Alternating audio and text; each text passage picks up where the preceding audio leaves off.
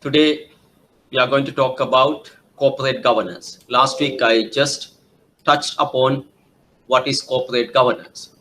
And I showed you a booklet on directions, rules, determinations, notices, and guidelines issued by the regulator, Central Bank of Sri Lanka, applicable to licensed finance companies.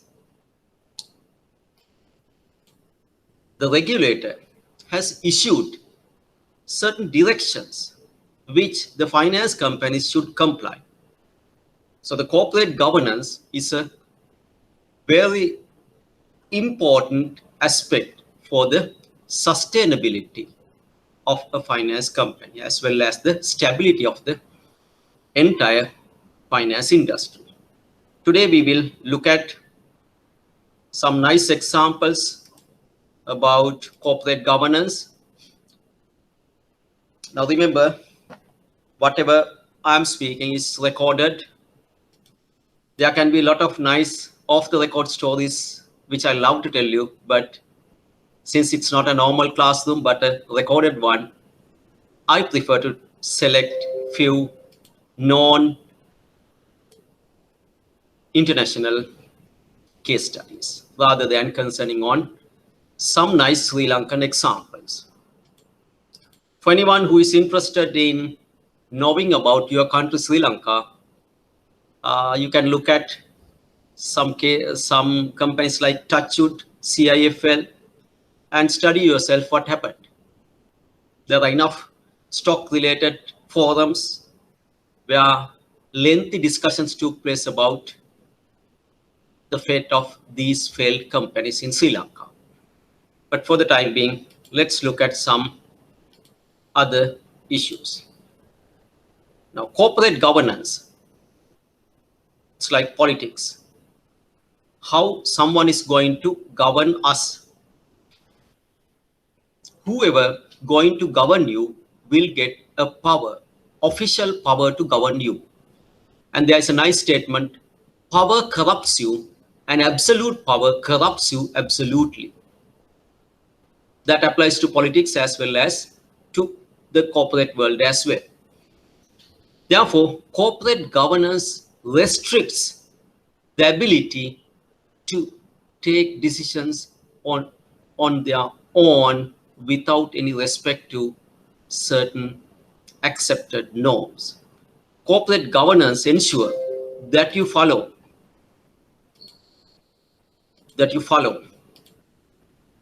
rules. Corporate governance is the combination of rules, processes, or laws by which businesses are operated, regulated, or controlled.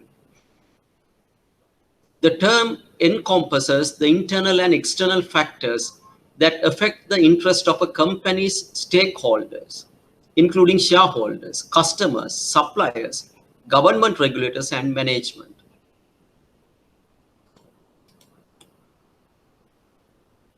Well-being of a company is very important for many stakeholders. Now, tell me some examples of stakeholders. You can type in the chat box. Some examples of stakeholders. Shareholders, okay. Who else? Customers, go ahead. I need more. Suppliers, okay, good, fine. Need more.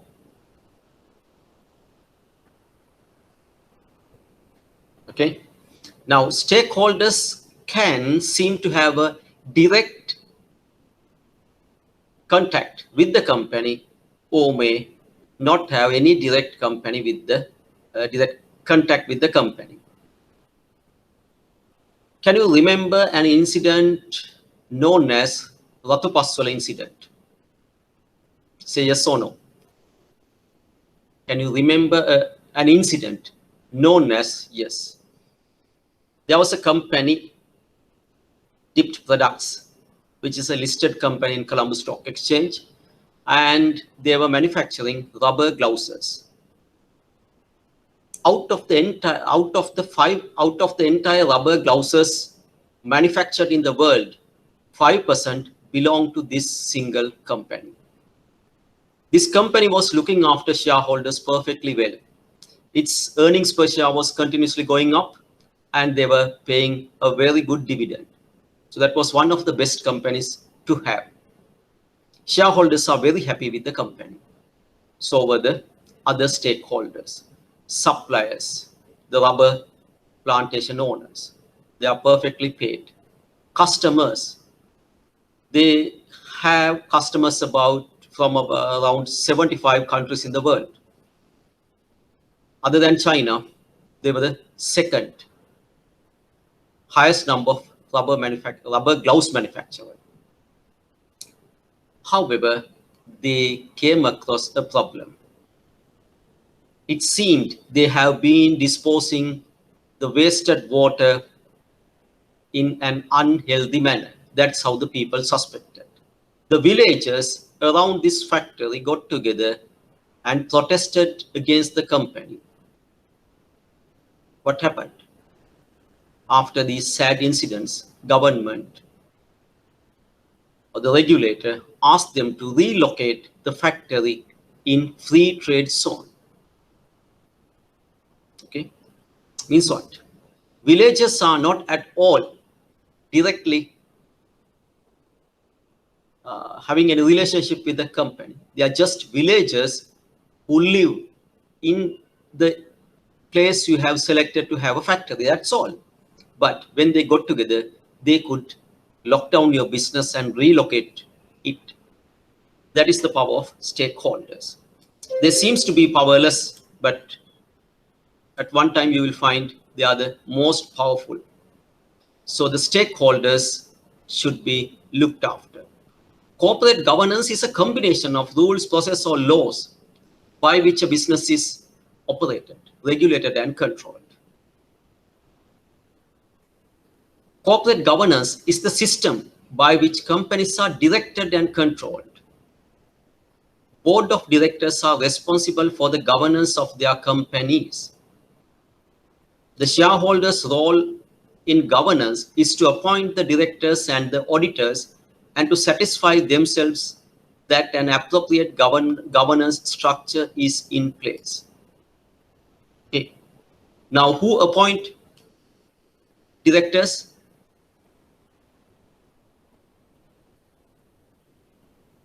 The slide had the answer.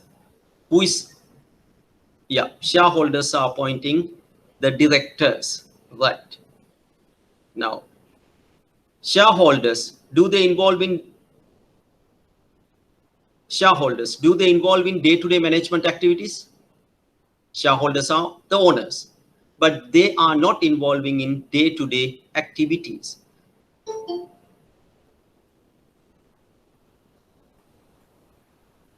Okay, they are the real owners. Shareholders are not involving in day-to-day activities.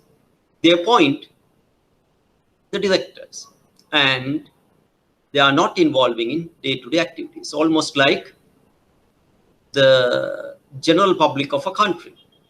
They appoint the members of parliament, but they are not involving in day-to-day decision making. Right. This board of directors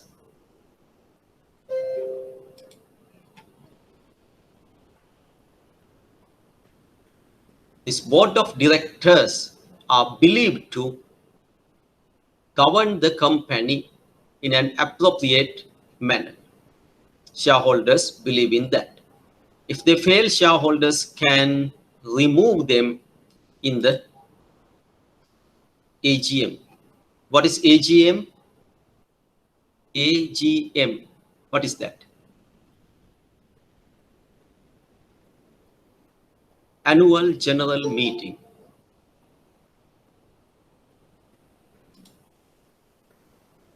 It's like the election.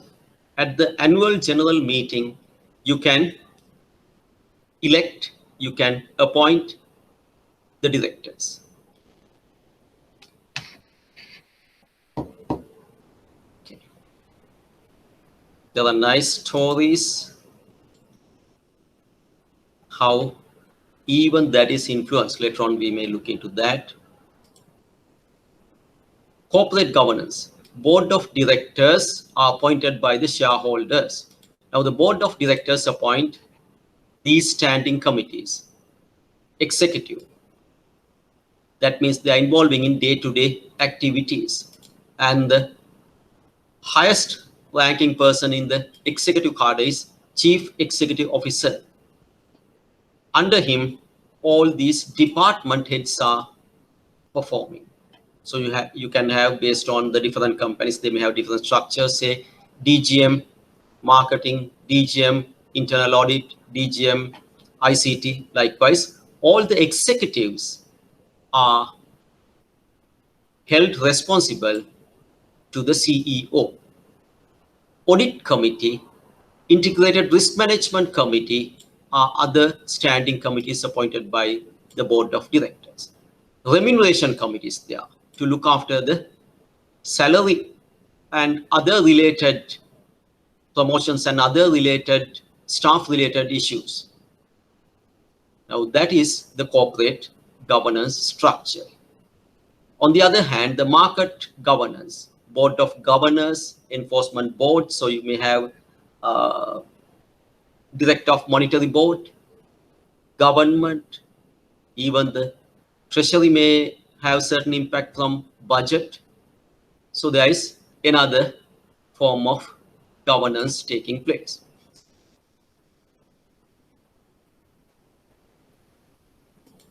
Okay. Now we are first looking at an example of power corrupts and absolute power corrupts absolutely. Okay.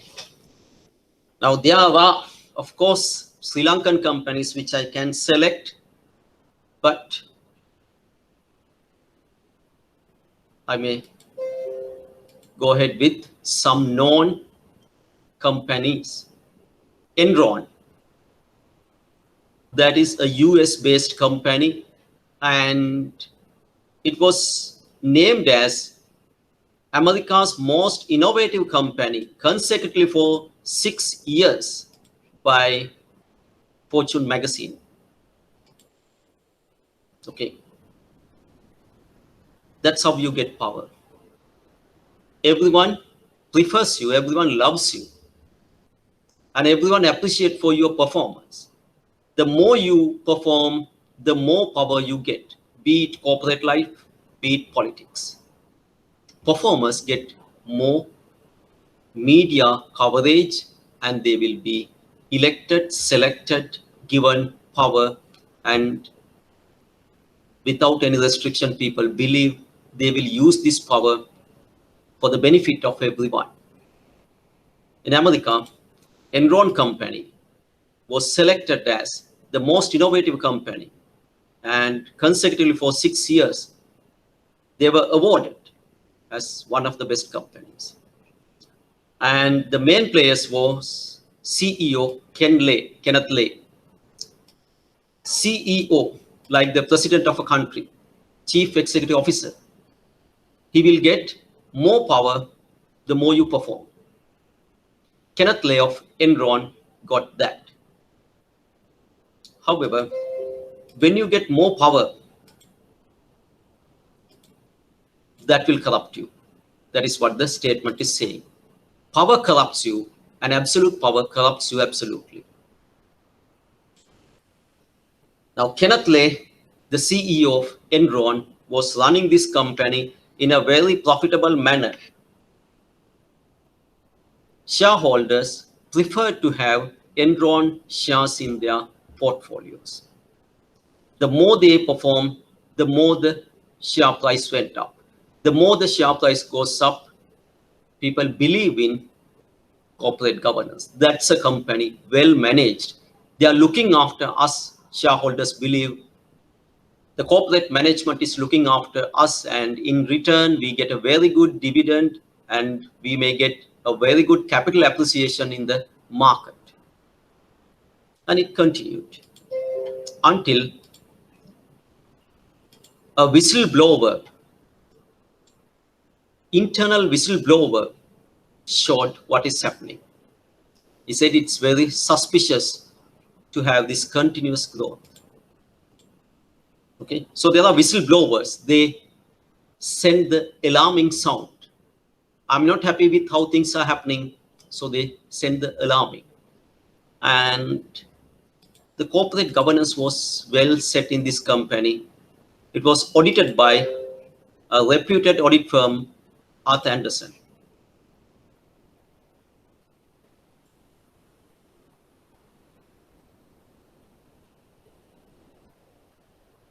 Okay.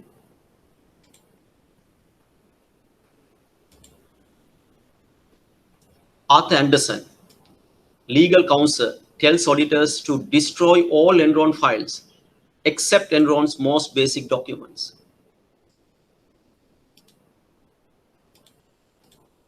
We believe in regulations. Arthur Andersen, another 100-odd years old company where people had a belief they are doing a good job. They asked Enron to destroy the files, to hide what is happening, to hide the real picture. Now this is what is happening. Okay, there's a company called Enron. There was a company called Enron. They were into energy business. And they got listed in a stock exchange. Very soon they found the shareholders want to see one thing, that is share price continuously going up. Share price can go up by two reasons. Number one, when you perform well, your share price will appreciate. Number two, you can manipulate the share price. Now I'll tell one example like this in Sri Lanka. There was a company called Touch Wood. They were into teak, and they were planting teak and believed after 20 years you can cut them down and sell it at a very high price. And they told to the market, you can invest in teak, and they got listed. But they were not managing the business well. Enron, as well as Touchwood of Sri Lanka, they found some accounting loopholes where you can go from market to market and show a different base of accounting. Based on superb accounting angle, they showed continuous profit. Share price was escalated artificially. The same happened in Enron, the same happened in Touchwood. Right. Now what?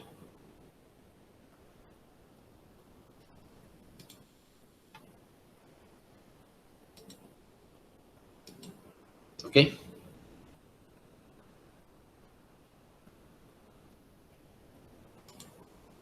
Enron enjoyed admiration and respect among investors, managers of other companies, and the public. Remember, most of the mistakes are done by the most respected people. And these mistakes are so serious that they may damage the life of many. Enron was admired by everyone. This is one of the best companies. Government regulators uncovered multiple instances of accounting malpractices, concentrating excessive CEO perks and compensation in wake of footnotes. CEO, the top man, he was hiding his remuneration by way of footnotes, ignoring standard accounting and financial practices, shredding documents to destroy incriminating records. Government regulators uncovered. But remember that regulators were not that powerful. It's not a bank, and the regulators were not that powerful. But the corporates are very powerful.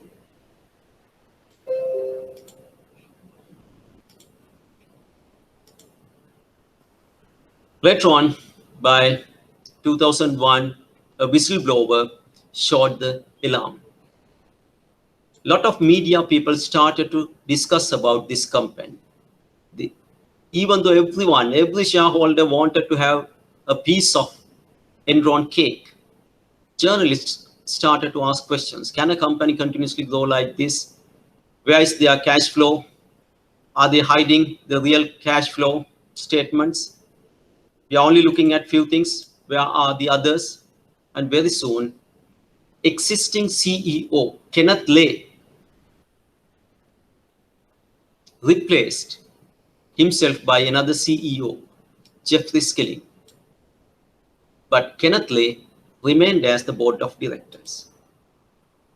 Okay, there is another nice Sri Lankan company which failed, that was not touched but did the same. The real powerful man was hiding behind, and someone was appointed as CEO or the chairman, but the real powerful man was hiding behind.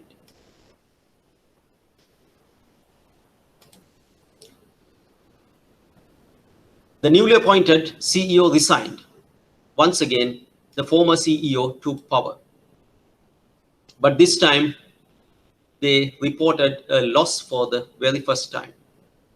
And the share price started to come down.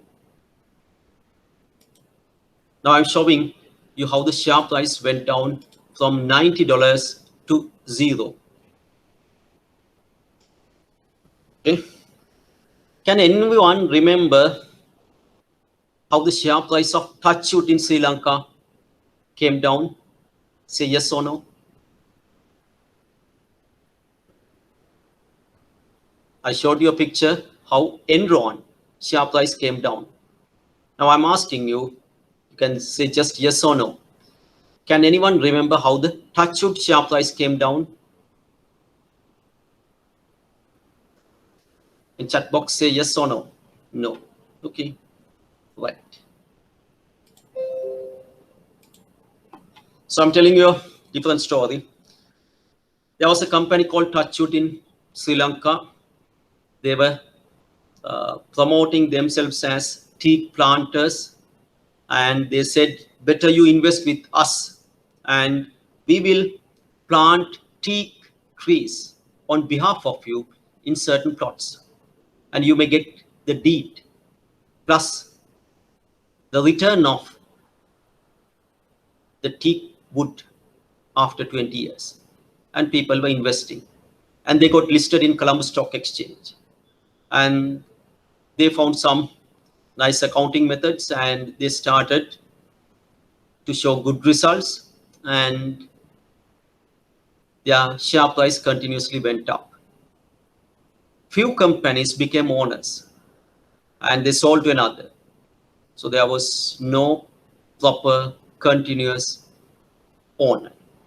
Shareholders consist of general public plus a big shareholder. But that big shareholder changed from time to time. And the share was trading at 130 rupees per share. The audited net asset value was 65. After some negative articles about Touchwood, share price slowly started to come down. What was selling at 130 rupees came down to 3 rupees per share. Okay, so if you had 130 million in Touchwood, 130 million, and after 1 year you will have 3 million. Now you can see how your wealth was running down. And by that time, there were discussions to sell this company to a Thailand company, and a new CEO was appointed. And next shareholders meeting or AGM was about to take place.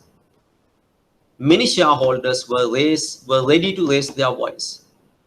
Touchwood all of a sudden appointed a very powerful politician of Sri Lanka then to the director board. Okay, he was not a minister, but he was a very powerful MP.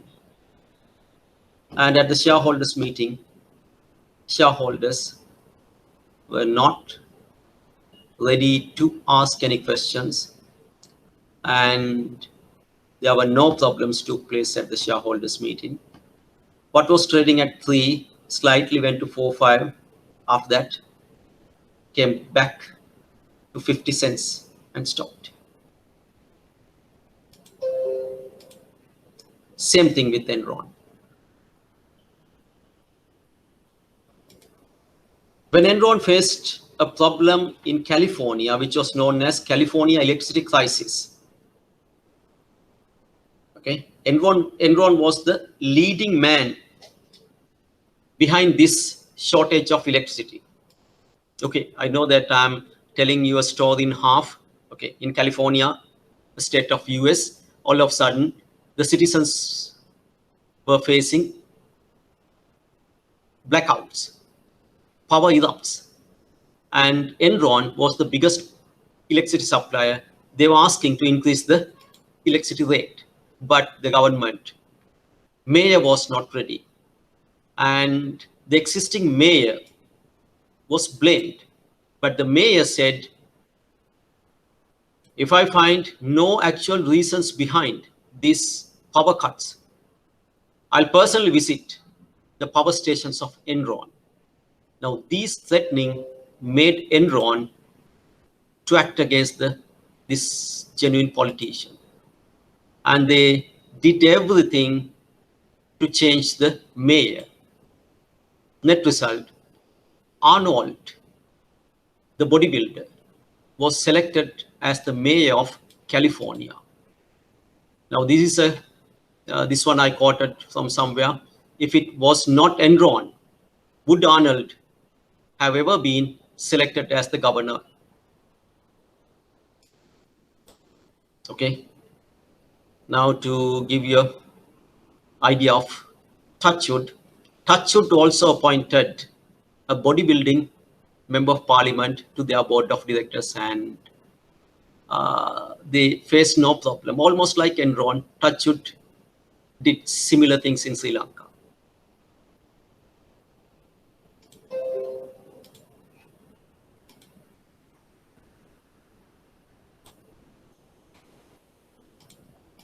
Okay, I know that I told you these stories in half, but one thing you will understand. If there is no proper corporate governance, shareholders, general public, villagers, community, all the stakeholders will be in trouble. That's why corporate governance is very important. In this structure, no one should become a supreme, powerful individual. Everyone will be questioned. There will be checkpoints from place to place. Okay. Now with this opening, we'll look into finance companies corporate governance, direction number 3 of 2008. Last week I said I'll give you lengthy articles to read. Now your duty is to read them. Okay. This direction may be cited as the finance companies corporate governance direction number 3 of 2008 and shall apply to every finance company registered and shall come into operation with effect from 1st January 2009. Okay, so corporate governance is very important. When you think about the structure, the top person may not like this. When I'm powerful, I don't like my power is restricted by certain rules. So I want to change that. This is why the regulator should intervene and ensure that we all follow these directions. The first thing comes under this direction is the responsibility of the board of directors. Now, board of directors are held responsible by this direction for these activities mentioned below. Means what? When you are appointed as the director, you are responsible for these activities. But when I know I'm responsible, I know that I have to behave very carefully. When I'm not responsible for what I'm doing, I can do any damn thing. But this direction asks me to control myself and to control others.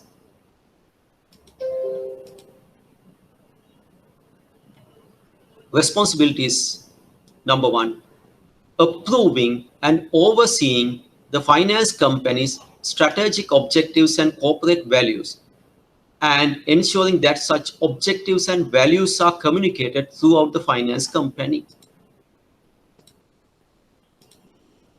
Companies often come with certain set of values. These values should be communicated to every member of the company. When you are working in a company, you know the vision statement of that company. That guides you.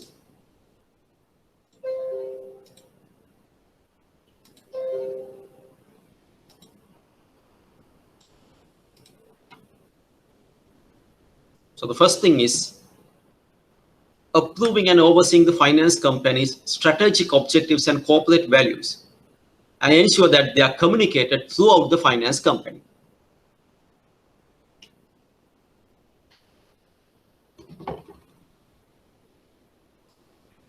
Now I tell you a nice experience which you may have when you enter into one specific finance company. When you enter to this finance company, you will find perfectly managed car park, slots perfectly allocated. When you get into the finance company, there will be a nice lobby, and someone will come to you and ask the purpose of you visiting that. Then he may or he or she may take you to the relevant department. On your way, you will observe many nice statements appearing on digital boards. One says, "Today's fire warden," and a picture of an employee in the fire warden's kit, followed by the mobile number. Means what? In case if a fire takes in this building today, this individual is the on-scene commander, and he will look after this fact. So that employee is not the CEO or any top person, but he's assigned that duty. You get a nice expression. This is perfectly managed company. Okay, that's a small finance company, but they are perfectly doing well. And you can see the vision statement perfectly printed, displayed. Right? Number two, approving the overall business strategy of the finance company, including the overall risk policy and risk management procedures and mechanisms with measurable goals for at least immediate next 3 years. Now, the board of directors are held responsible for the risk management aspect. So I talked about a finance company. When you enter, these are the things you observe. Even fire risk is perfectly written down. That's what you think. Okay. You may see a lot of such differences in this finance company.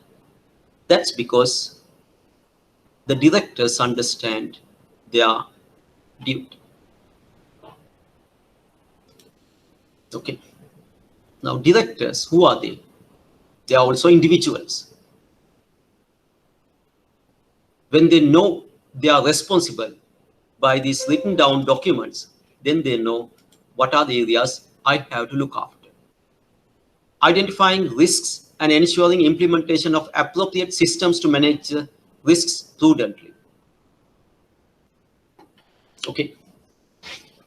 When you are given the director position, you believe that adds another feather on your cap. But remember, that adds a huge burden on your shoulder as well. Then again, I'll tell you another story.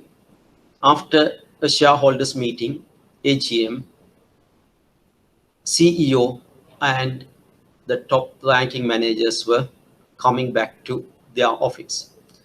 And one manager said, "So the director of our company is going to be a director of another XYZ company."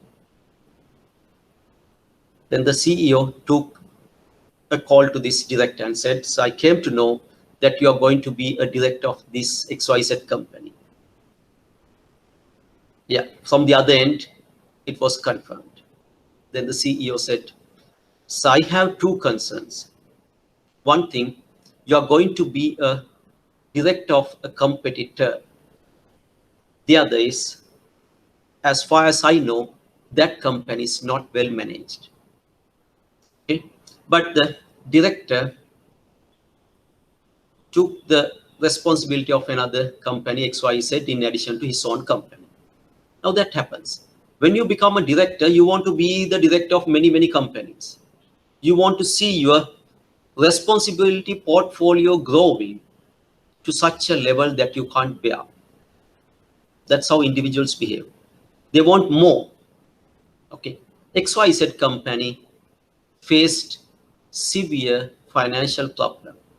This director who has signed a check was summoned to courts. And net result, he had to give up his director position in the well-managed company as well. Okay. So directors are also responsible, and their responsibility is perfectly laid down. Approving a policy of communication with all stakeholders, including depositors, creditors, shareholders, and borrowers.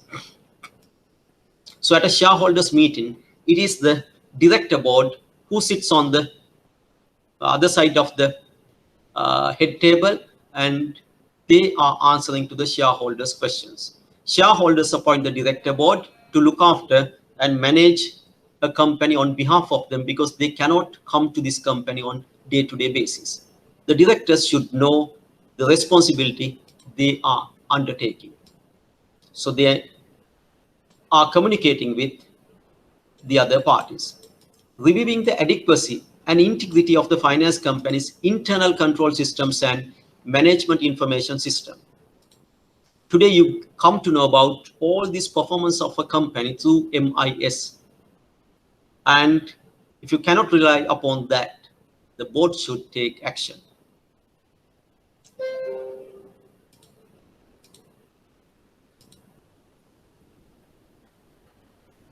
Internal controls. Okay.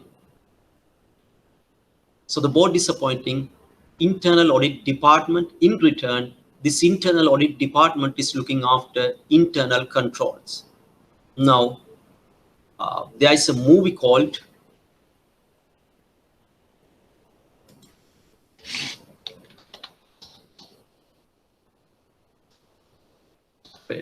I think this movie is freely available in YouTube. I just put that in the chat box. Okay. In this movie, talks with a real example how a 300 years old bank, barring bank, collapsed. Okay.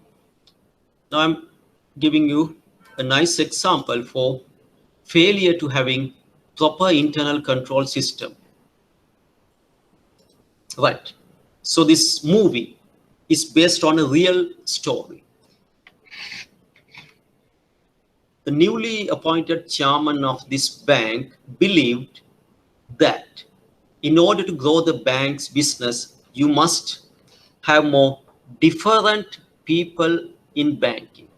Okay, so the movie starts with an interview, the final interview.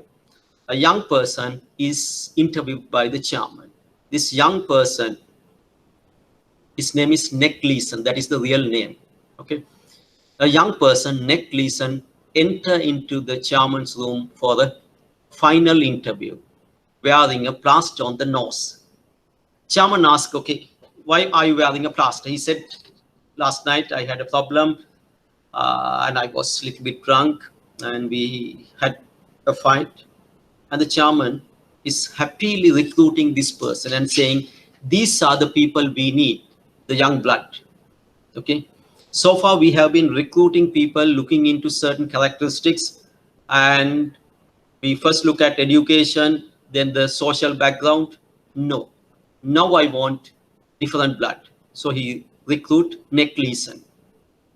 This individual was given so much backing by the chairman and he proves many times he's a very good performer, very good marketer. Barring Bank start a branch in Singapore, and Nick Leeson was transferred to this. Internal audit comes to audit this Singapore branch 3 times. These 3 times, Nick Leeson, the person who is leading the Singapore branch, calls to the chairman, and chairman asks the audit team to come back without auditing. Okay. Right. So the board of directors is responsible for internal control systems and MIS. But here, the top is not looking into that. The best performer get a halo effect. Everyone respect him. In this movie, one day when this person, Nick Leeson, is having a vacation and happened to read a newspaper which says Barring Bank has collapsed. And the reason is Singapore unit, which was claiming 1/3 of the profit and grew into a huge profit center, and it has collapsed. The Barring Bank, 200 years old bank, was purchased by another bank for £1. The bank lost all its wealth. One simple thing. No proper internal controls. Whenever the audit comes to audit the best performing unit, they were asked to come back. Okay. So these are the examples. This is why you have this part perfectly written down. Identifying and designating key management personnel who are in position to significantly influence policy, direct activities, exercise control over business activities, and operations and risk management. Defining the areas of authority and key responsibilities for the board and for the key management personnel. Ensuring that there is appropriate oversight of affairs of the finance company by key management personnel that is consistent with the finance company's policy. Okay, so I'm asking you if you have enough data and free time to watch this movie. That will show you how one individual, once given unnecessary power, can destroy a company. When you know that you can be audited, when you know that you are regulated and there is no one to safeguard you, you will perform carefully. But when you know no one is there to question you, you are given ultimate power, the chances are very high that you may manipulate the system. This is why internal controls must be perfectly set. Everyone has to go through a checkpoint.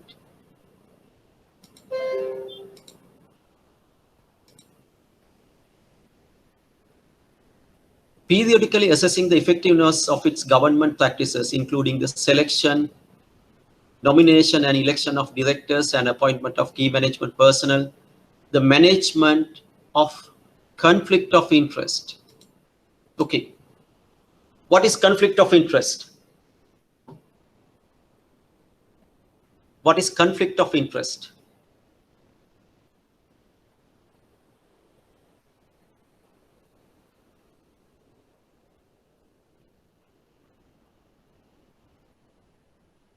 First, can you hear me? Say yes or no.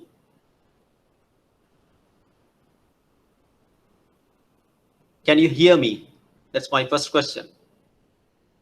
You can say yes or no to that. Okay. Okay. Unable to carry out duties due to undue influence. Right. Okay. Now, conflict of interest mean when your primary interest is affected by a secondary interest. Now, if you are the director of a company, what is your primary interest? What is your primary objective?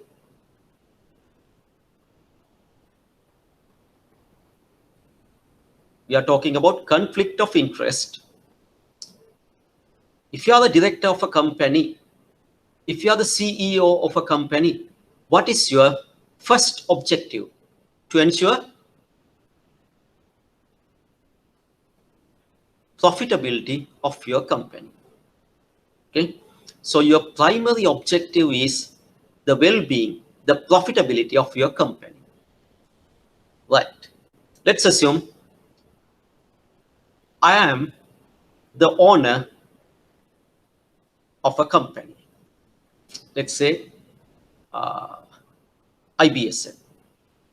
This exam conducting unit, I am the owner of it. So what is my primary objective? I want to ensure that students get good knowledge and my unit is running at profit. Suppose I have to buy new computers in order to run these lecture sessions online, new computers. And let's assume my wife is having a computer importing company. And we need to purchase 200 computers without taking a single quotation. I give the job to my wife. Okay. Now, what is my objective?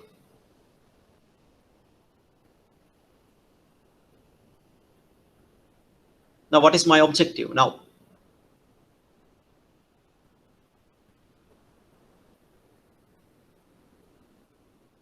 Yeah, to boost the performance and profitability.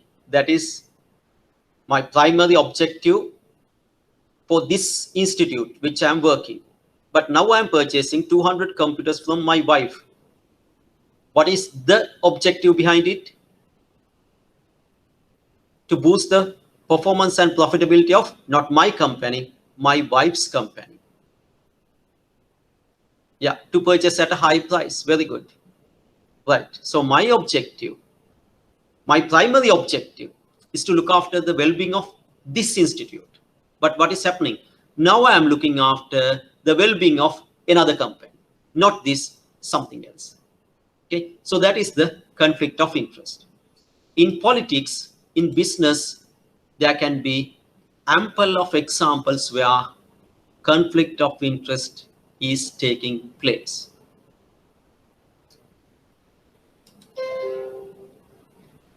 Okay. Right. Now, who should prevent and ensure that these conflict of interests are not badly affecting to the institute? That is by the directors. Why? Directors basically, they are not involving here in day-to-day activities.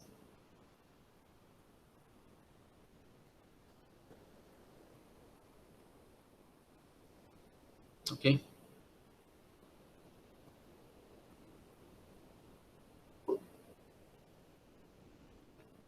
Right, anything information.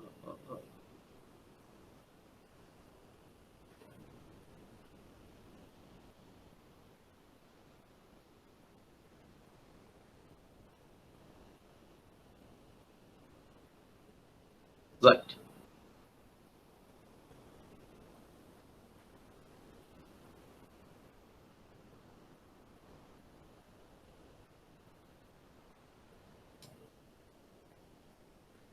Then periodically assessing the effectiveness of its governance, including the selection, nominee, election of directors, key management personnel, the management of conflict of interests. Okay, so no conflict of interests are taking place. That should be ensured. The determination of weakness. Now, the director board can ensure that they are looking into conflict of interest because they are not involving in day-to-day management. Management may have conflict of interest, but not the non-executive independent directors. That's why we appoint non-executive independent directors, the board. The determination of weakness and implementation of changes where necessary. Ensuring that the finance company has an appropriate succession plan for key management personnel. Okay. Now, conflict of interest is one thing. What is that? I, being the top person, should look after the institute which I am the top person. But I may have other interests. I want to see my wife's business is growing. I want to see my son's business is growing at the cost of the business I am running on behalf of you. Okay? So the board should look into that. That's one area.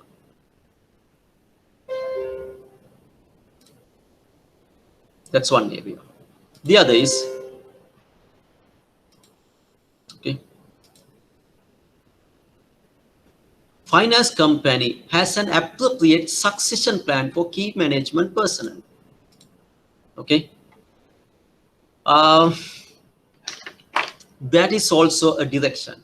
You must have a succession plan. Okay. Now I'll show you a very simple example to show why many existing leaders are not interested in growing new leader. They are not interested in grooming another person to become a leader. I'll show you a very simple example. So I drew a line, right? Now, without erasing, how can I shorten that line? Now I drew a line, so you can see that line. Okay. So without erasing, how can I make this line shorter? Yeah. Very simple. Draw another line longer. Okay. Now, this is what leaders are worried. Many leaders, be it business, be it politics, they want to remain in your mind. Historically, his era was the best. Right. So if they groom up another good leader, means what? They are drawing a longer line. Means what? I'm shortening my halo effect. I'm shortening my legend by growing another longer one. So many company owners, okay, CEOs, politicians are not grooming second layer. They are not developing the second layer. Okay.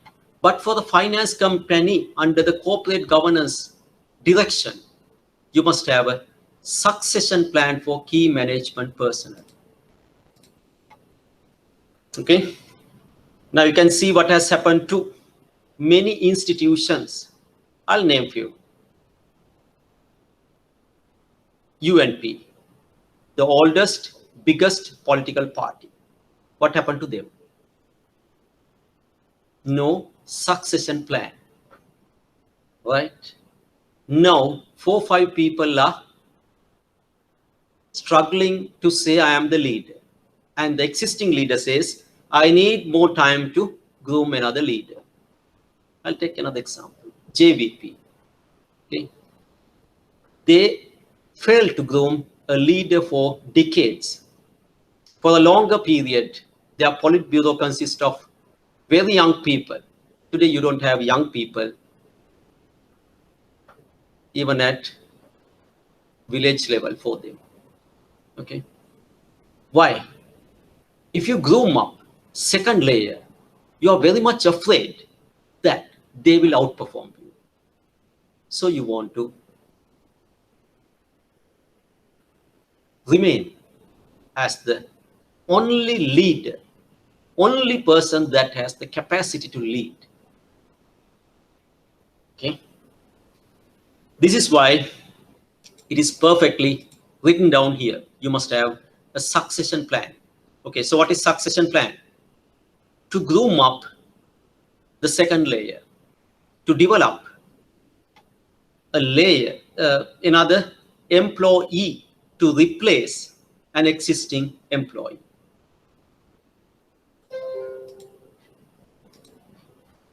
Meeting regularly with key management personnel to review policies, establish lines of communication, and monitor progress towards corporate objectives. So that's another duty of the director.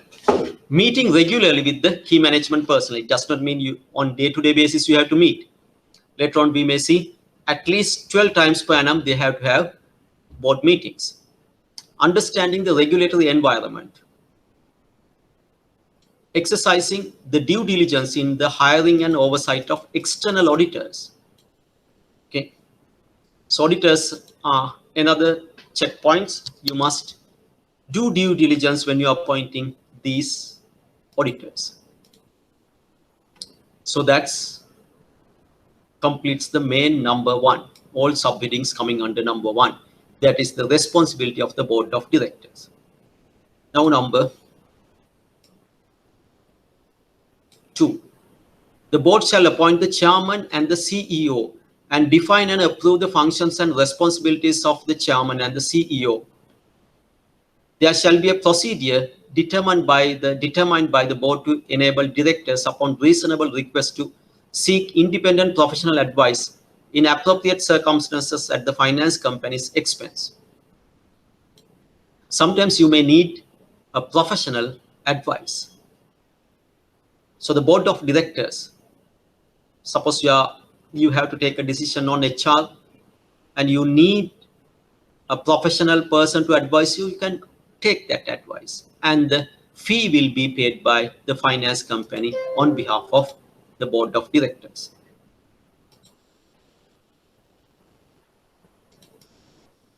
The board shall resolve to provide separate independent professional advice to directors to assist directors to discharge the duties.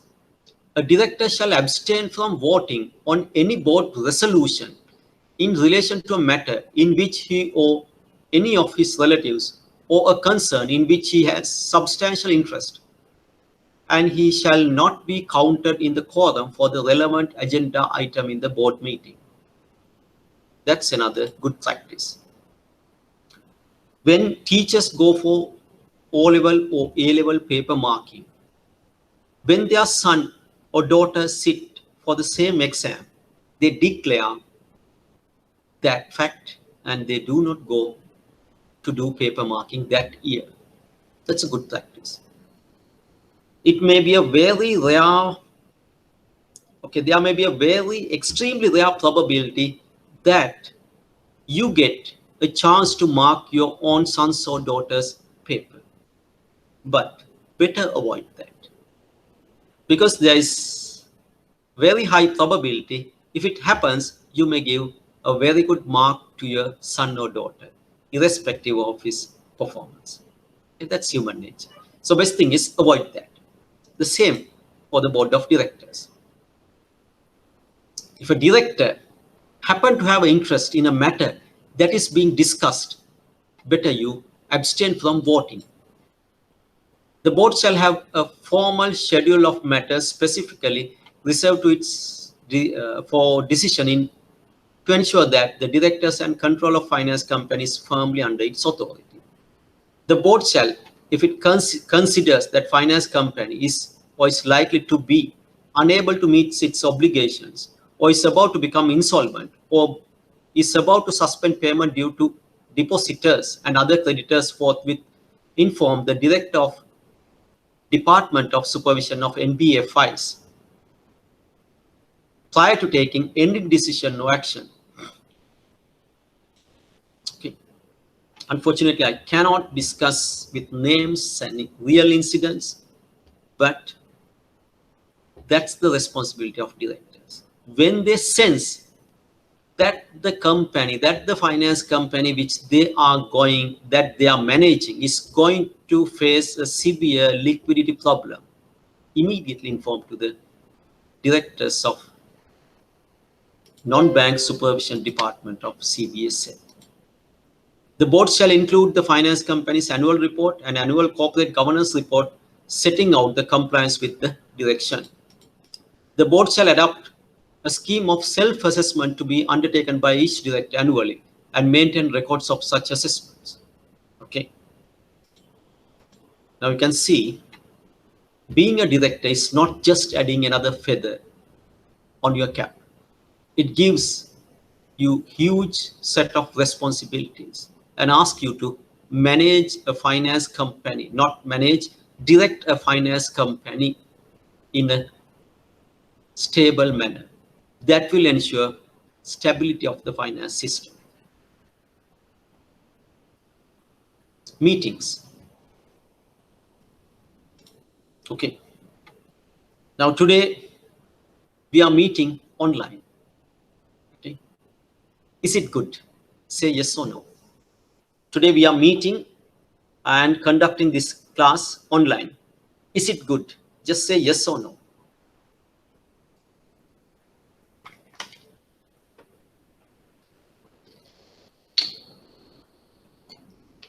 Okay. Right. So yes, to some extent, right. Now, what are the drawbacks of not being able to meet physically? Now, what are the problems that you see that when we are not physically meeting, what are the drawbacks of it? Yeah, no direct interaction. Right.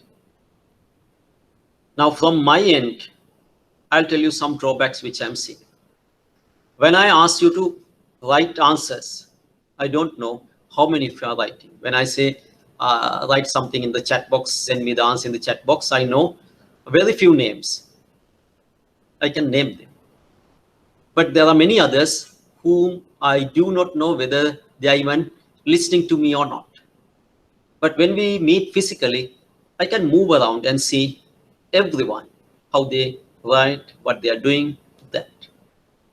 Okay. Then, as you said, no direct interaction with the lecturer as well as among yourself. Suppose when you are having physical classes, when you meet automatically, naturally, you come to know each other. So you are creating an informal network. One day that will be extremely useful to you. Now, suppose there's a very bad customer in your area and you are from XYZ bank. And you know there is a notorious customer and he always comes with fake documents, forged documents, and he has all the marketing ability to get your attention, right? But after burning your fingers, now you know you should never ever give a facility to him. Suppose one of your friend comes as the manager of PQR Bank, another competitor bank, but your relationship will be there informal, and informally you may discuss certain things and you would say, okay, that business guy, be very careful. One day that will be extremely useful to you, this informal network that you are developing. Okay, right. Now we are looking at meetings. The board shall meet at least 12 times a financial year, approximately monthly intervals. Okay, so the board is not involving in day-to-day activities, so there is no need for them to meet on day-to-day, but at least once in a month they must meet.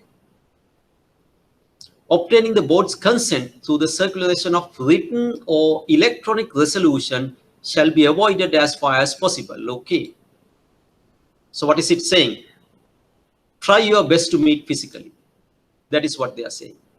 Okay, why? Try to meet physically instead of just circulating a paper and sending emails. Try to physically meet. Why?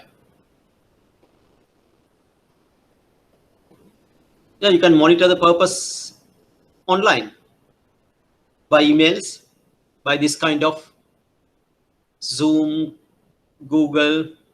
Okay, there are many facilitators. So you need not to physically meet, but the direction suggest.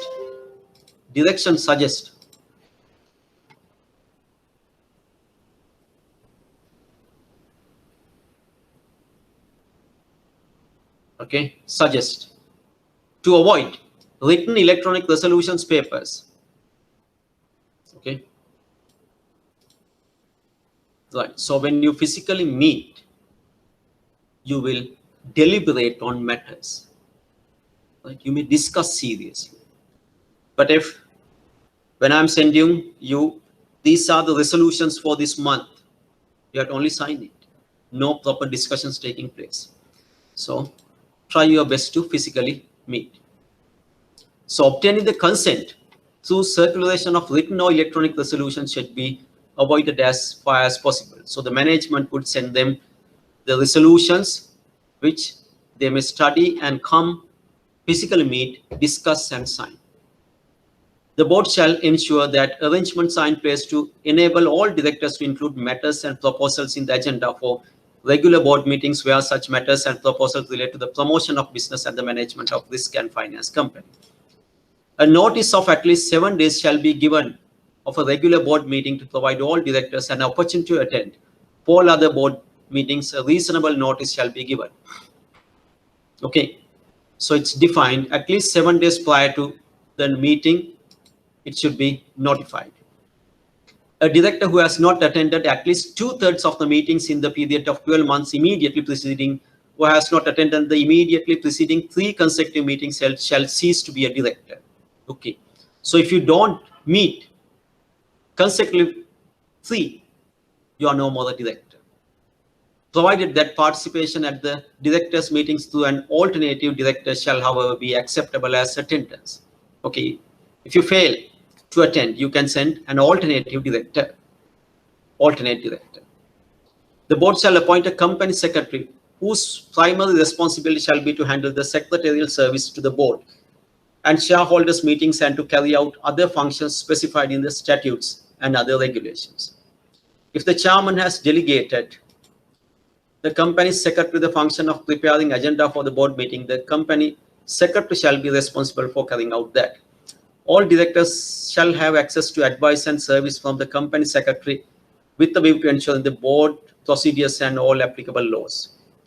The company secretary shall maintain the minutes of the board meetings, and such minutes shall be open for inspection at any reasonable time on reasonable notice by any director. Minutes of board meetings shall be recorded in sufficient detail so that it is responsible to gather from the minutes as to whether the board acted with due care and prudence in performing its duties. The minutes of a board meeting shall clearly contain or refer to the following: a summary of data, the matters considered by the board, the fact-finding discussions, the explanations and confirmations relevant to executives, which indicate compliance with the board strategies, policies, adherence to relevant laws and regulations, the board's knowledge and understanding of risks and the decisions. Okay. Right. So we are looking into detail. Right. So first I'm asking you to read them. Then after having a very good knowledge on corporate governance, we can look at exam questions. First, you must have a good understanding. Later on, we can develop possible questions and answers for exam. So this is almost like what you call democracy. You gather, discuss, and sort out things. Right? So these discussions are very healthy. And when you are discussing, each and every one of you must have equal status. Okay. Have you seen a cartoon movie called Animal Farm? It's a very nice cartoon movie. Animal Farm.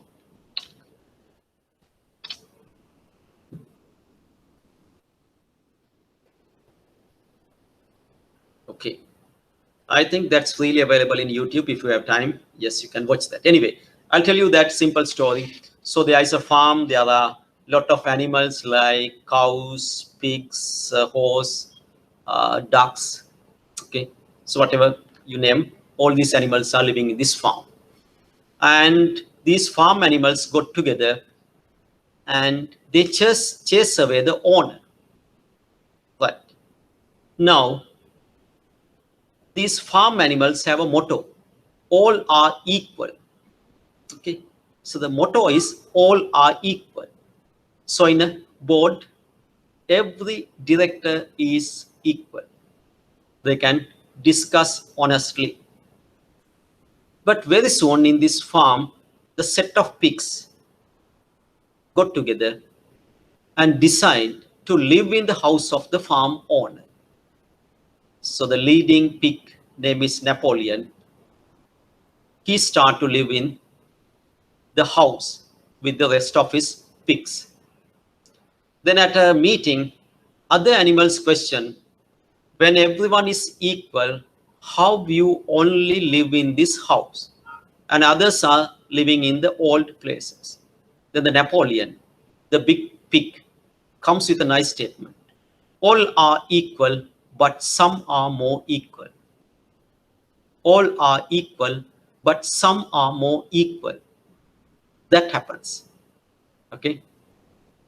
Very soon you will find, even though we call all are equal, 1, 2, 3 people are dominantly controlled and do not even allow the voice of others to be heard. Let's see whether there are steps taken to control that aspect as well. That's human nature, right? When we start with nice statement, all are equal, very soon you will find some are becoming dominant. Composition of the board. Subject to the transitional provisions herein with, the number of directors on the board shall not be less than 5 and not more than 13. So there is sufficient number, not less than 5, not more than 13. Subject to transitional provisions contained herein and subject, okay, of this direction, the total period of service of a director other than a director who holds the position of CEO or executive director shall not exceed 9 years. Okay, no one can continuously be a leader director for more than 9 years other than CEO or the executive director. Now, executive directors are involving in day-to-day activities. Therefore, their time duration is not limited to 9 years. All the others have to retire after working for 9 years. That's the director. The total period in office of a non-executive director shall inclusive of the total period of service served by such director up to the date of this direction. Subject to the transitional provisions contained herein, an employee of a finance company may be appointed, elected, or nominated as a director of a finance company, provided that the number of executive directors shall not exceed 1/2 of number of directors of the board. In such an event, one of the executive directors shall be the CEO. Okay, so what is it saying? All right. 1/2 of the board can be executives, the other half non-executives.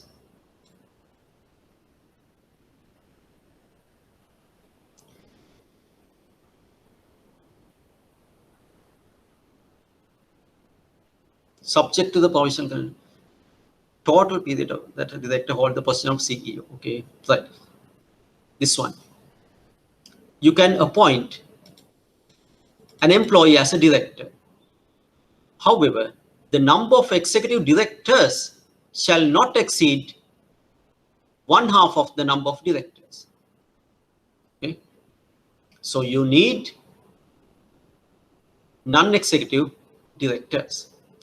With effect from 3 years from the date of direction, the number of independent non-executive directors of the board shall be at least 1/4 of the total number of directors. Okay, remember that. Out of the total number of directors, the number of independent non-executive directors should be at least 1/4 of the total number of directors. Okay,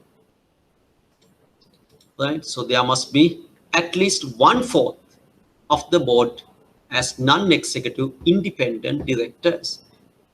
Now the question is, what do you mean by non-executive and what do you mean by independent? A non-executive director shall not be considered as an independent. Okay, non-executive means if he is not involving in day-to-day management activities. Okay, but he is not independent unless he has shares exceeding 2% of paid up capital of the finance company or 10% of the paid up capital of another finance company. If you are the director of a finance company, if you hold more than 2% of the same finance company's shares, you are not independent. Right? You don't hold 2% of the same finance company, but you own 10% of another finance company. Then you are not independent. That is the first factor. Hasso had, during the period of 2 years immediately preceding his appointment as a director, any business transaction with the finance company as described, aggregate value outstanding of which any particular time exceeds 10% of the capital funds of finance company shown in the last audited balance sheet, then you are not independent. Has been employed by the finance company during the 2-year period immediately preceding the appointment of director. Okay. You have been working as an employee of the company, and before lapse of 2 years, you become a director. If so, you are not independent. You have some concerns with the day-to-day operations. You are not independent there. Has a relative who is a director of, or the CEO or the key management personnel or holds shares exceeding 10% of the paid-up capital or 12.5 of another, then you are not independent. Represent shareholder, debtor, or such other similar stakeholder of the finance company.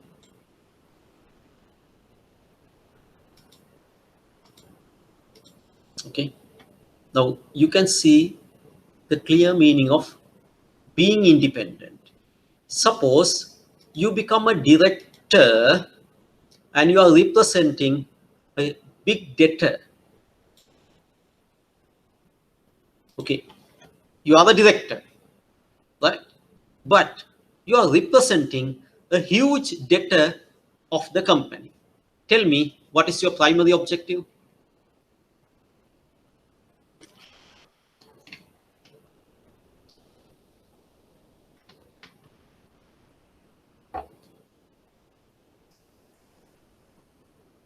You're right. Suppose you are a director and the company that you became director is in debt, a huge debt for one of your friend's company, and you are representing that friend. What is your objective now?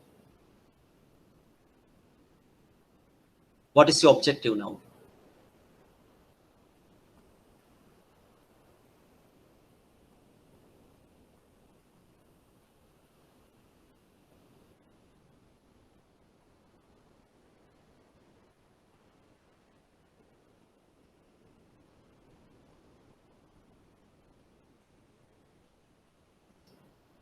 Yeah, since you are representing a debtor, right?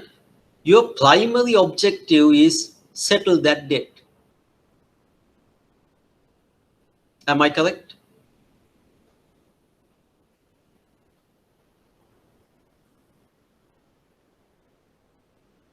You are representing a debtor, right? And you are the director. Your primary concern become not the well-being of the company, but to settle this debt first. Okay? Now remember, one minister, newly appointed minister, said, I am a minister for the nation, but not for one ethnic group. Now he is independent. If he believes he is a minister for one ethnic group, my dear, he is not independent. Got it? Now, in Tamil newspapers, I read, they say, after 1977, this is the very first time they don't have a cabinet minister representing Nuerelia. Means what? After 1977, the leading politician who represent Nuerelia must have a cabinet portfolio. Is that portfolio independent or just for one ethnic group living in one village or a city. No. Cabinet minister portfolios like directors of a company must be independent of other things. Okay. But here, some believe I'm appointing a director to settle my loans. I have this much of loans. Okay. I'm appointing a director to give jobs to my advertising firm.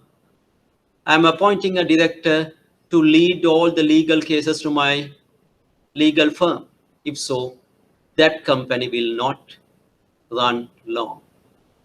In the same way, if cabinet minister portfolios are given for different ethnic groups just to satisfy them, the fate of the country is at stake. This is why these are clearly laid down. You are not independent as long as you are representing someone else. Simple. If is an employer or a director or has shares holding 10% or more of the paid up capital, which has a transaction with the finance company as defined in paragraph 9, aggregate value outstanding of which at any particular time exceeds 10% of capital. So 10% of capital is very material amount, a significant amount. Number 2, in which any of other directors of a finance company is employed or is a director or holds shares exceeding 10% of capital funds as shown in its last audited balance sheet. Number 3, in which any of other directors of a finance company has transaction. Okay, so all these things will ensure you are not independent. You are interested in a substantial amount. Number 5, in the event an alternate director is appointed to represent an independent non-executive director, the person so shall also meet the same criteria of independent and non-executive. Non-executive directors shall have necessary skills and experience to bring an objective judgment to bear on issues of strategy, performance, and resources. Okay. So the non-executive director must have necessary skills and experience.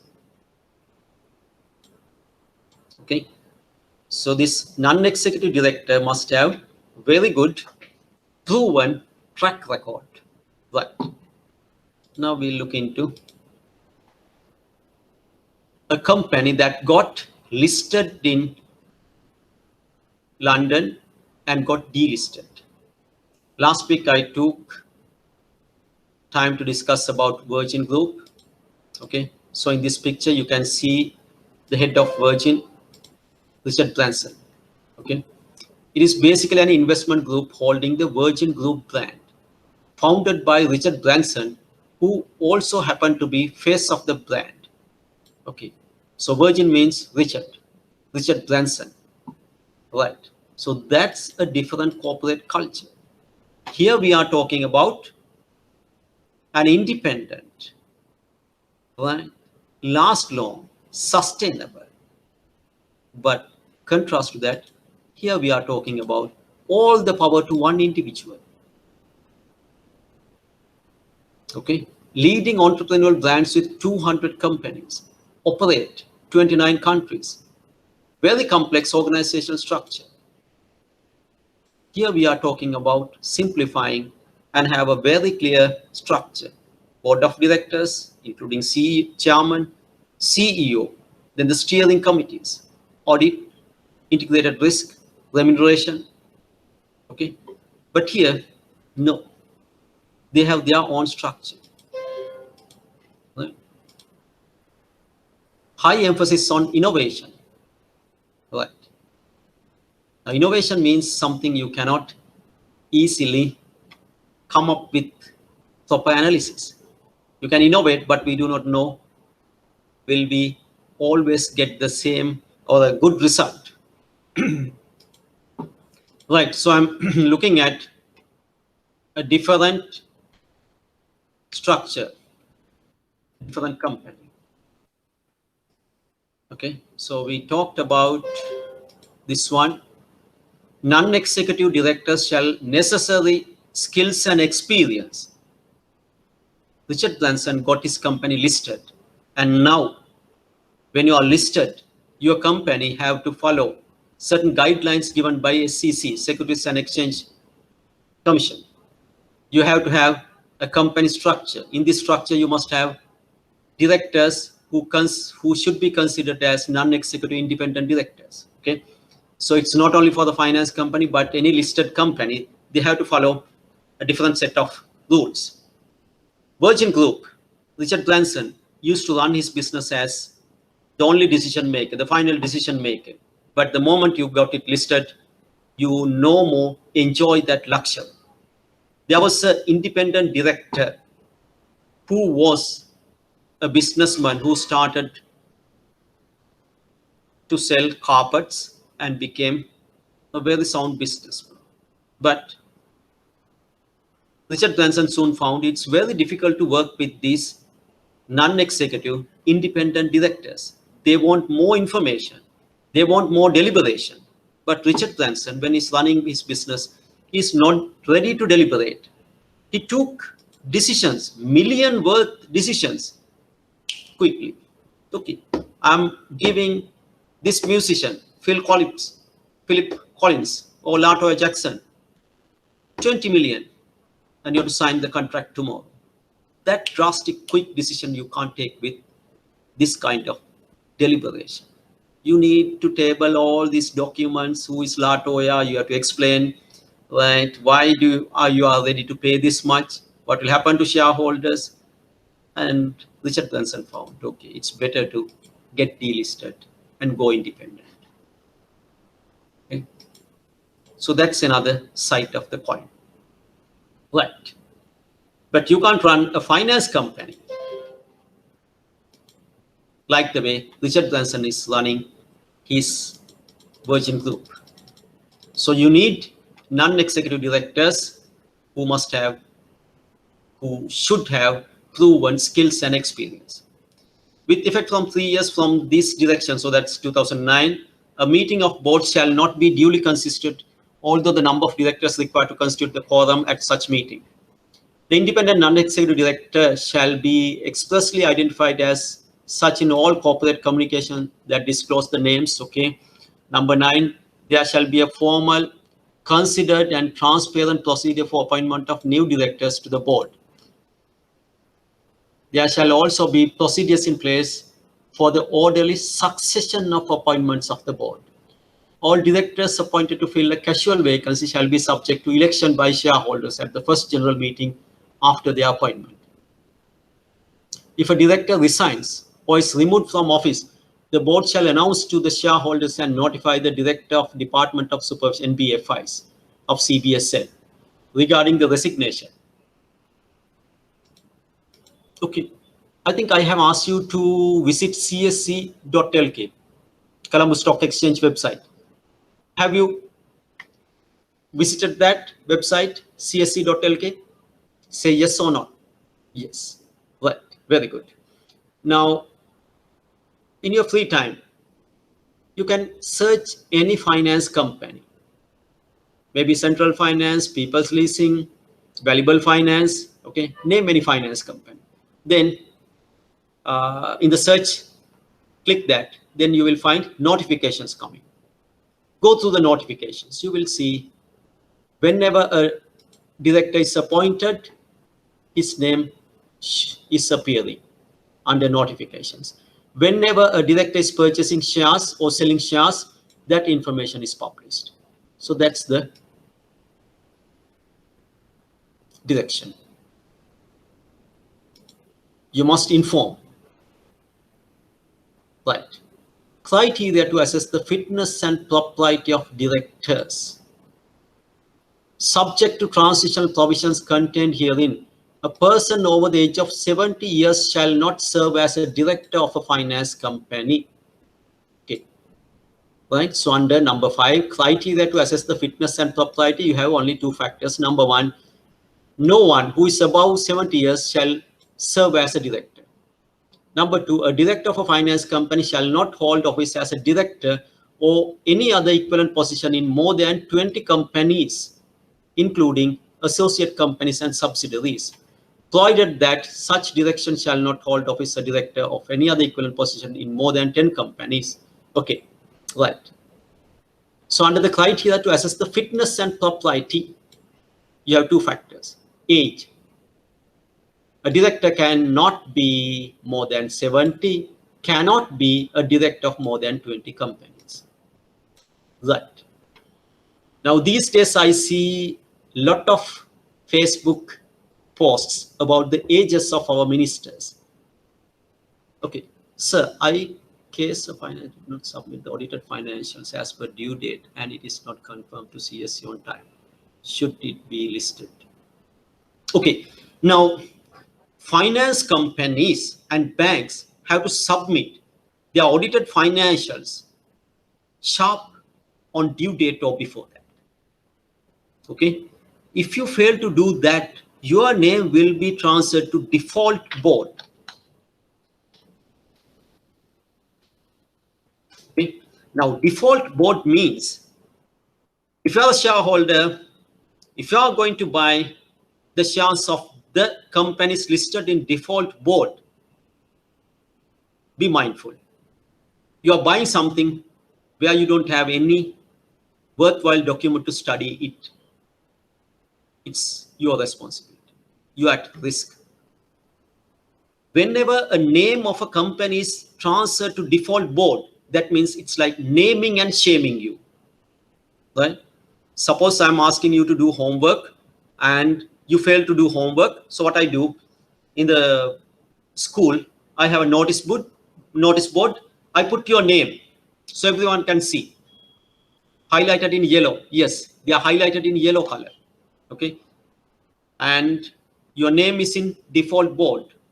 If you are the shareholder, but beware of that. Be aware. You are taking unnecessary risk. We call it name and shame you.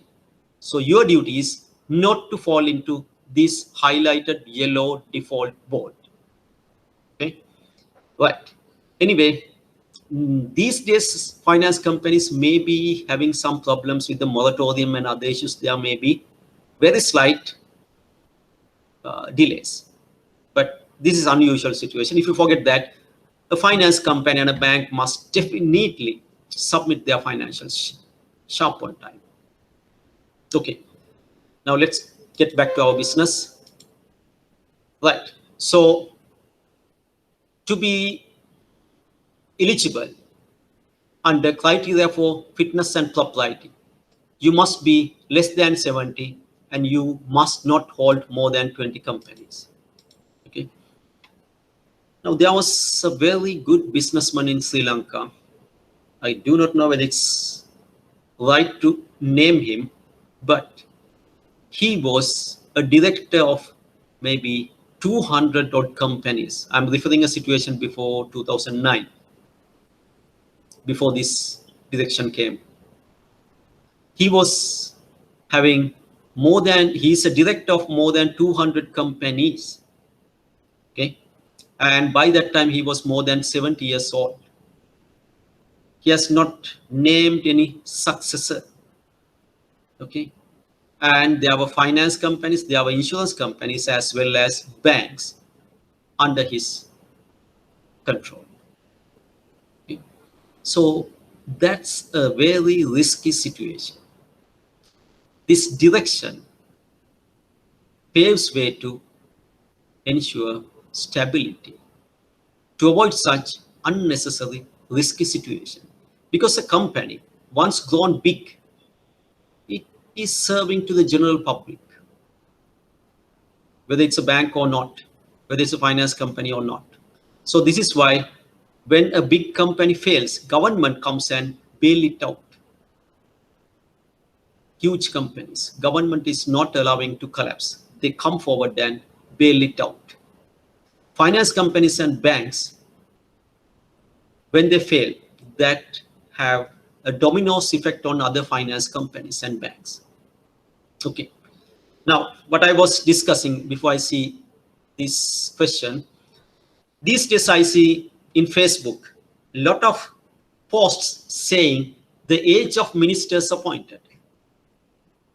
A considerable good number is above 70 years. Right. Now I'm asking you a question. For the finance company, one cannot be a director after reaching 70 years old.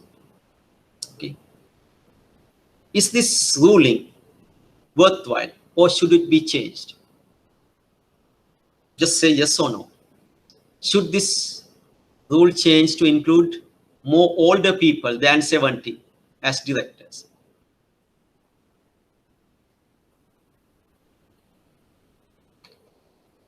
Okay.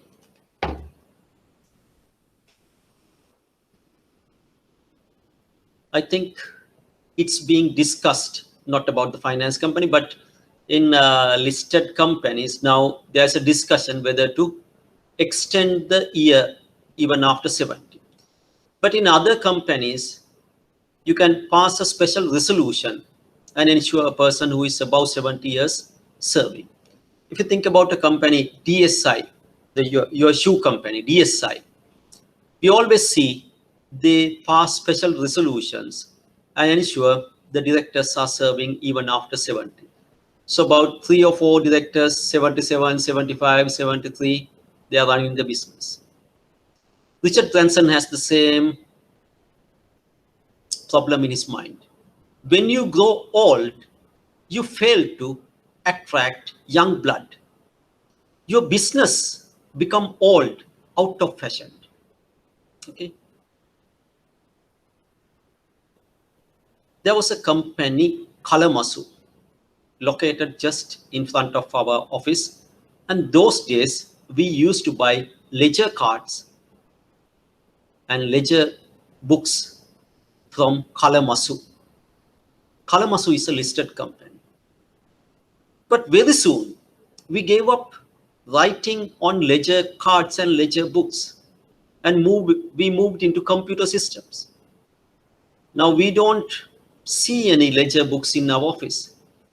But for a considerable long period, Calamus was just manufacturing ledger cards and ledger sheets.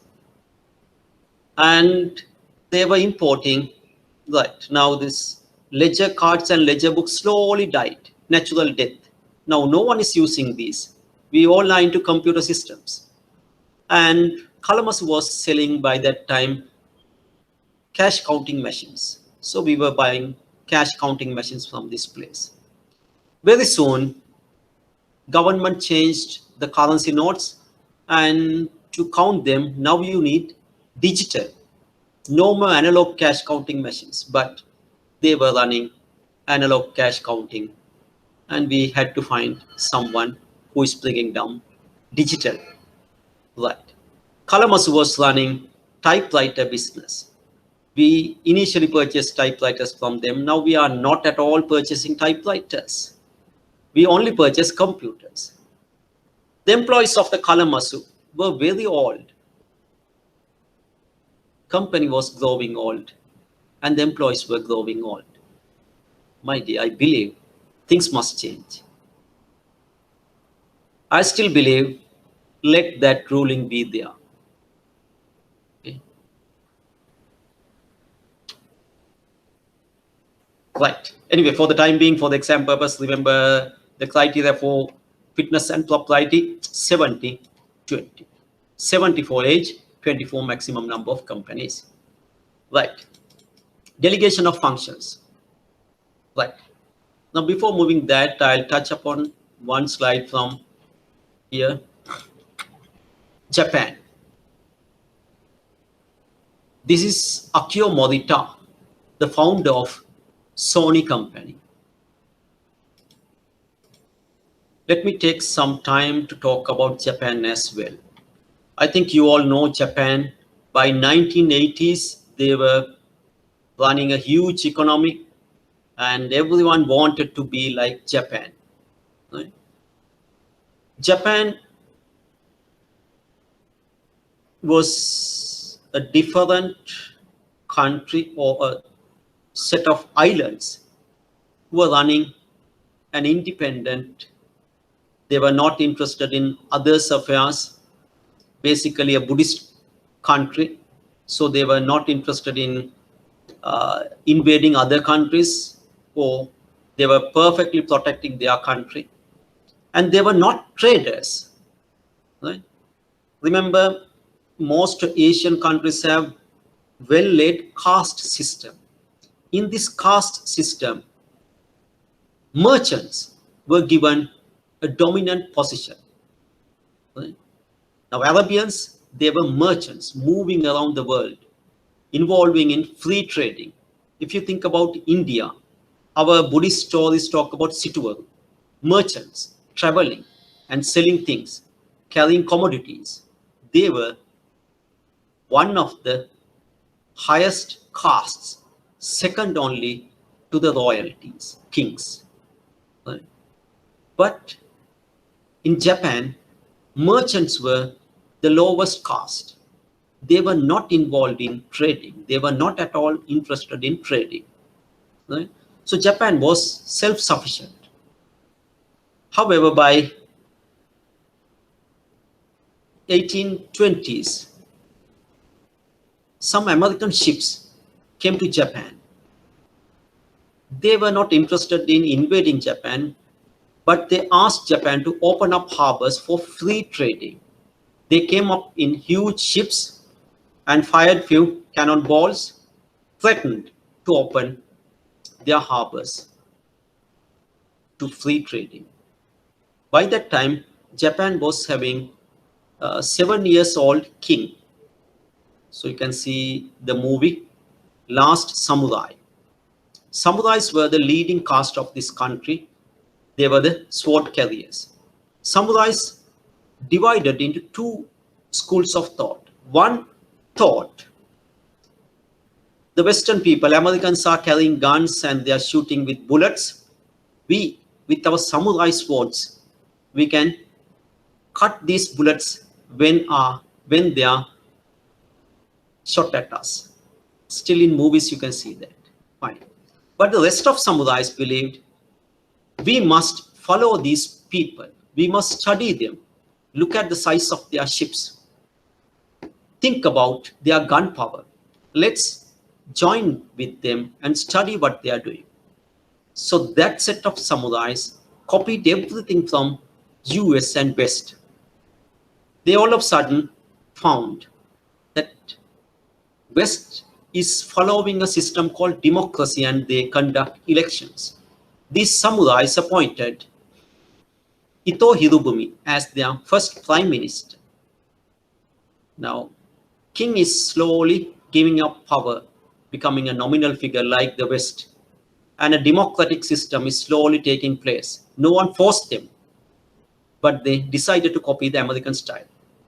And Ito Hirobumi, the first prime minister, traveled in many Western countries, finally got the assistance of German and started to industrialize their country. Okay.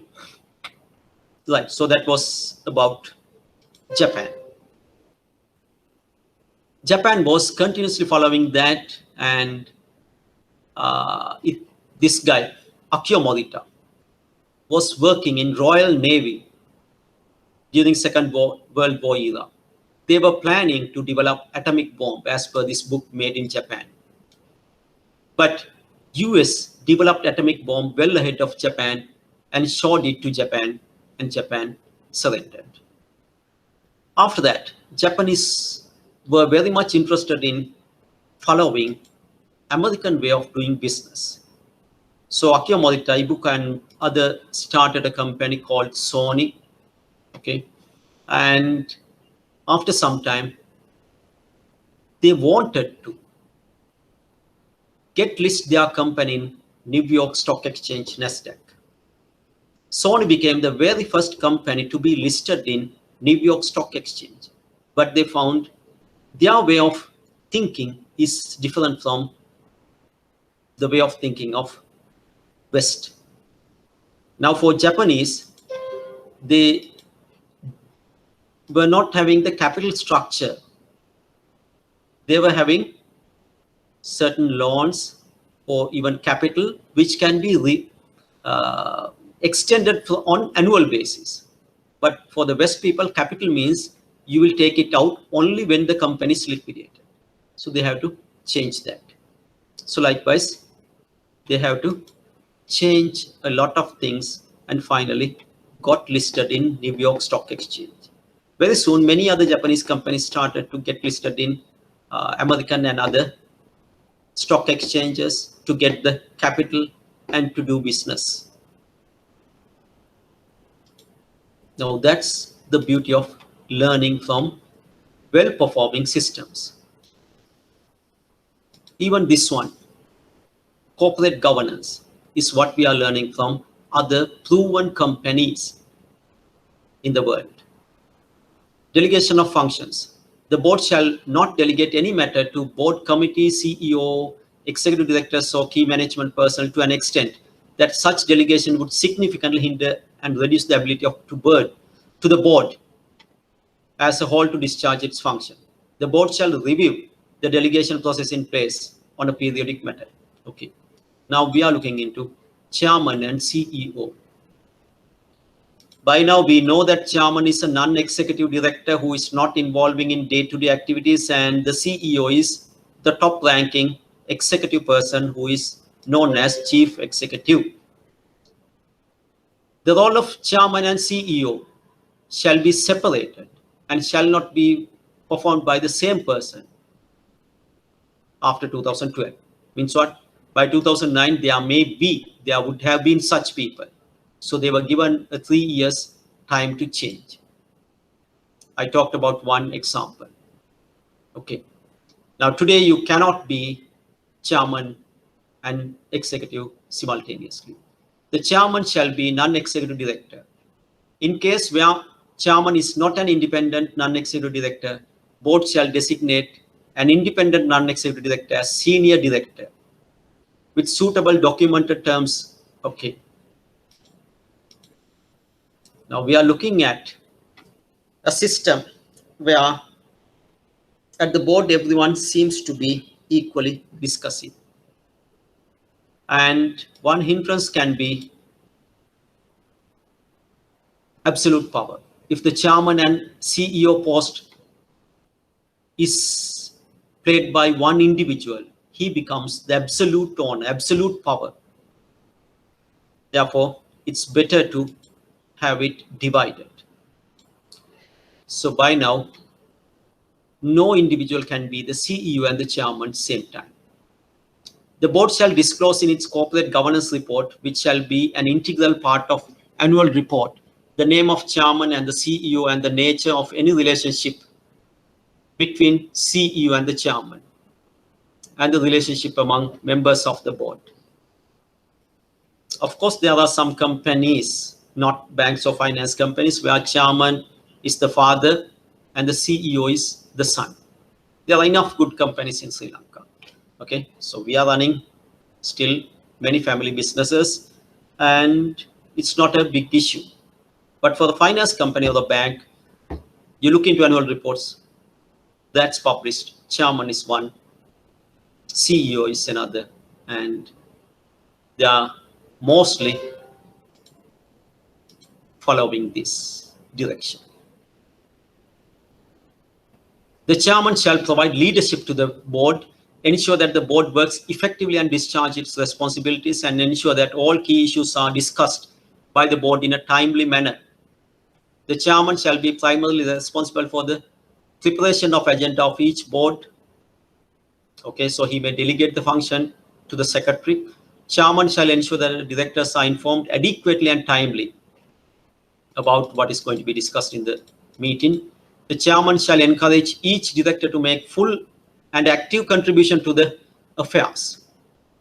The chairman shall facilitate the effective contribution of non-executive directors in particular and ensure constructive relationship between executives and non-executives. Yes, I told you, when you are independent, how you think, and when you are non-independent, how you think.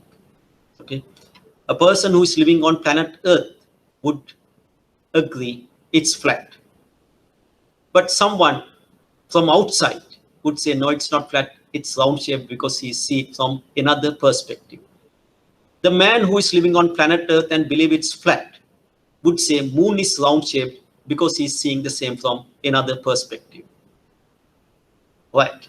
So if these two meet together, the man who lives on moon and the man who lives on planet Earth, there will be a constructive argument between them to exchange the perspectives they are looking at.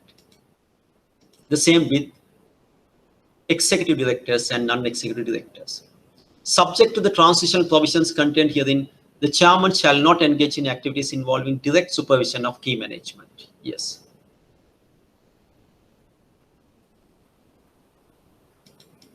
The chairman shall ensure that appropriate steps are taken to maintain effective communication with the shareholders.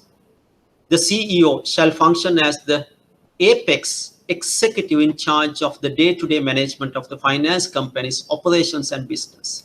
Yes, apex, top, zenith. CEO is the top of day-to-day operation line, and chairman is non-executive. Chairman should ensure there is valid, constructive discussion between these executives and non-executives.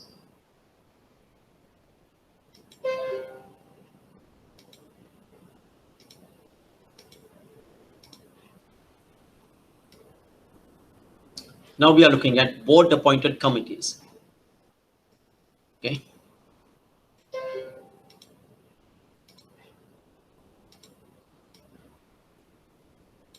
Yes, board appointed committees. So there are standing committees appointed by the board. One is audit. The other is integrated risk management.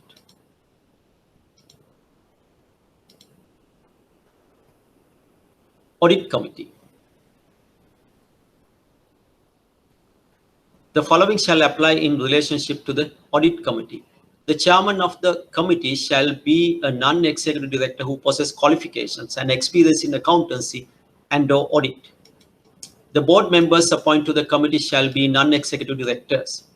The committee shall make recommendations on matters in connection with the appointment of the external auditor, audit services, the implementation of CBSL guidelines, application of relevant accounting standards. Okay. The committee shall review and monitor the external auditor's independence and objectivity of the effectiveness of audit process. Okay. Now we are looking at, okay, right. So we'll discuss what we said so far. We talked about corporate governance. There are directions issued by the regulator. Here, the central bank has issued this direction. It looks into how you control, govern the company. For that, the structure is given. You have a board which consists of chairman and directors. Chairman should definitely be a non-executive director. Board consists of executive and non-executive directors. Non-executives consist of non-executive independent directors. Executive means you are involving in day-to-day activities. CEO is the top of the executive cadre who involve in day-to-day management of the company. Non-executive directors should be at least 1/4 of the entire director board. Independent means you are not having any interest of the company or departments. So if you own significant amount, say 10% of the shares, you are not independent. If you have been an employee and there was no interval of 2 years, then you are dependent. You are not independent. Okay. So likewise, that's defined. Then you have to look after and ensure that there is no conflict of interest is taking place in the key management personnel and directors. Okay. So what is conflict of interest? When your motive of the primary motive of ensuring profitability of the company is adversely affected by a second hidden ultra motive, that's conflict of interest. So there can be instances where you being a director happen to deliberate on matters which you have other interests on such, declare that and abstain from voting. That ensures the corporate matters are independently handled. Okay. Now, these guidelines are there for managing companies as well as for managing countries. If you follow these rules and guidelines, your company will remain in business for a longer period in a sustainable manner. And this is like democracy. You have to meet physically, discuss peacefully. Okay? So everything is perfectly laid down. Then we looked at some examples. Whether it's US, whether it's Sri Lanka, companies and politicians can play out. Okay. So whenever possible, I can give you ample of examples. Some, whenever I can disclose, I may disclose. Some I cannot talk on a recorded one. Right. Anyway, I have given you enough examples to think and look at. If you have time, I have given you some movies to watch. They are really good. It's about Bathing Bank, how it collapsed, why it failed. Okay. Then we talked about some examples. Enron. There are documentaries available in YouTube about Enron, how the CEO was running his company, how he was having a team that almost worshipped him, and how he was running and influencing even politicians, how he was lobbying, how they planned out to make Arnold Schwarzenegger, the bodybuilder and the actor, as the mayor of California. Okay, study that. So that will give you a comprehensive understanding of corporate governance and why Enron failed, what is meant by whistleblower. You will get a very good understanding. Then, if you find articles about touchwood, you can look into that. Then CIFL, right, how they were managing, mismanaging. There were articles in different websites. In your free time, you can study them. But for exam purpose, just follow these notes and the reading material. These movies and other investigations will help you to become a better bank and a financier and to get a very good knowledge. But your main concern is passing the exam. Therefore, follow the notes and reading materials which I make you available. And next week also we may look into corporate governance. After that, we may look into capital adequacy, right? CAR, tier 1, tier 2 capital. Then we may have completed almost all relevant areas other than cooperative societies. Finally, we may touch upon cooperative societies and end the session.